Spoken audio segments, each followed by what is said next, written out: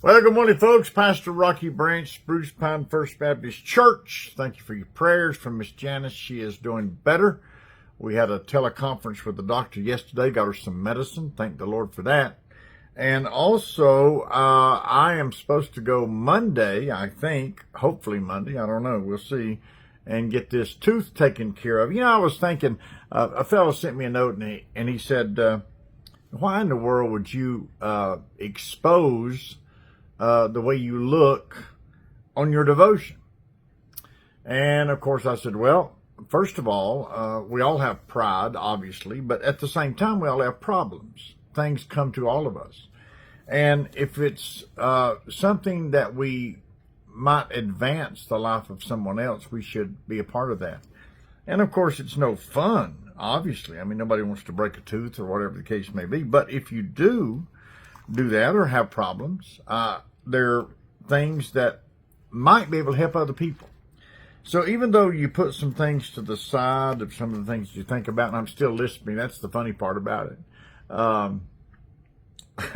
I'm still doing that. Yeah, we've been in the house, Miss Janice and I, for several days now because I'm sticking by her side. You can guarantee on that because I'm not leaving her, period.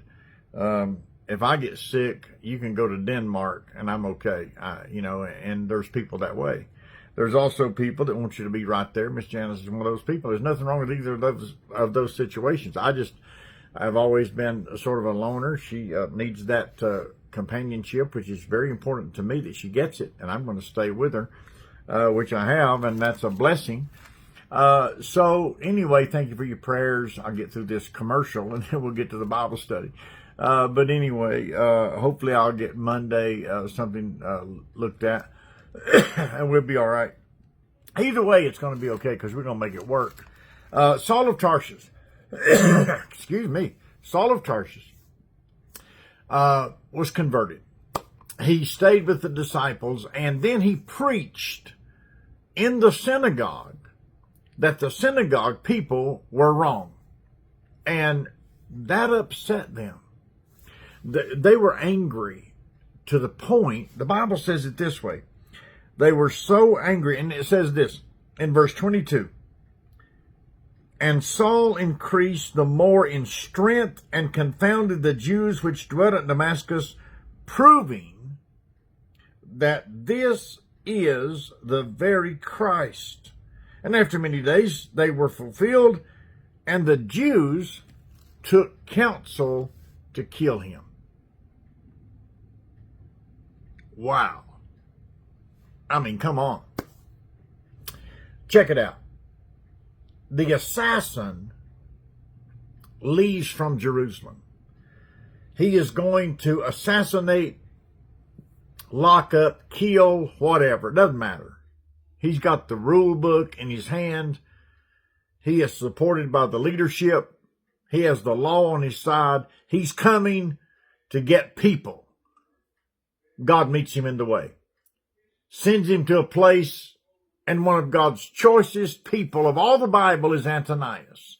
Now, you think about some of those people that you read about in the Bible, and you think about what they've done, and then you compare those situations to Ananias with Saul of Tarsus. And Saul of Tarsus was successfully converted because Ananias obeyed God and went to him. And then Saul's eyes were opened, and he was converted, and he was strengthened, and he preached. And wow, did he really get the crowd tore up that he preached to about Jesus, of whom he had come to eradicate the idea that Jesus is anybody worth listening to. Because he was considering that to be null and void. Who's this Jesus? We got to stamp him out. But Jesus met him in the way, and when he met him in the way, it changed his whole life, as it should you and me. When we meet Christ, it should change everything. And in your life, there's going to be people. I guess more so me, because Miss Jan's been a good person about all of her life, but me, I haven't been that way. And for me as a person to come back to my hometown that we moved to when I was about 9 years old or 10, come back to pastor the Spruce Pine First Baptist Church is so ridiculous, I can't tell you. It is so ridiculous. To tell you the story, it would take a while about the house, about the church, my goodness, about so many things. But God chose to bring it back home, as he did in the life of Saul of Tarsus.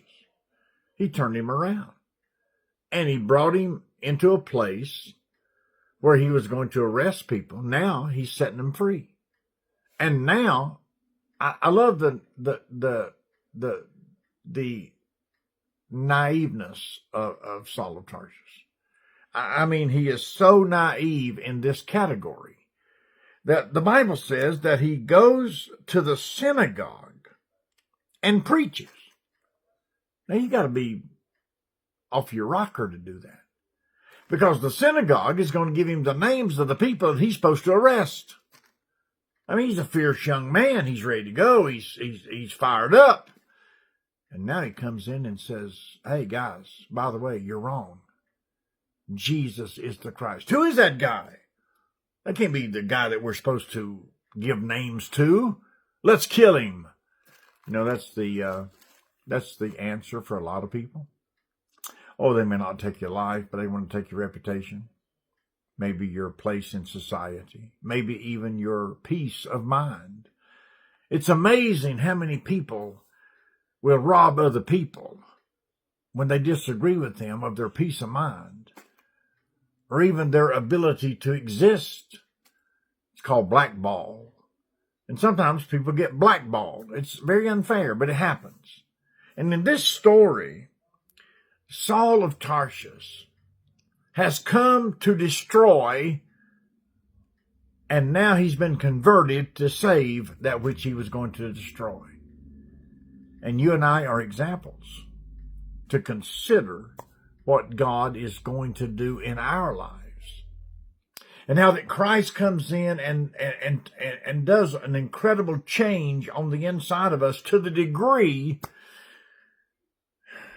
that it makes us, listen carefully, don't miss this, please, that it makes us care about those that now are our enemy.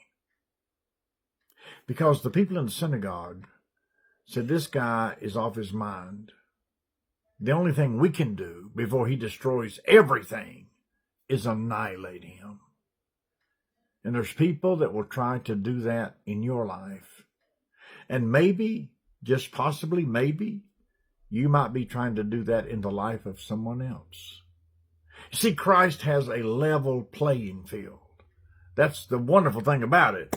There's no big you and little me, or big me and little you. We're all together. That's the great thing.